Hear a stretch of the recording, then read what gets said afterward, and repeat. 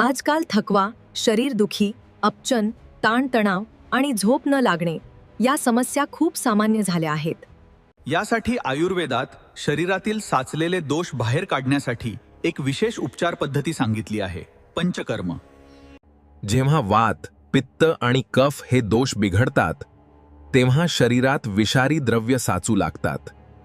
पंचकर्मामध्ये वमन, विरेचन, बस्ती, नस्य आणि रक्तमोक्षण हे 5 मुख्य उपचार असतात. पंचकर्म सुरू करण्याआधी शरीराला तेलाने अभ्यंग आणि स्वेदन म्हणजे वाफ दिली जाते. पंचकर्ममुळे शरीरातील साचलेले दोष आणि विषारी द्रव्य बाहेर पडण्यास मदत होते. नवीन जीवन, नवीन ऊर्जा.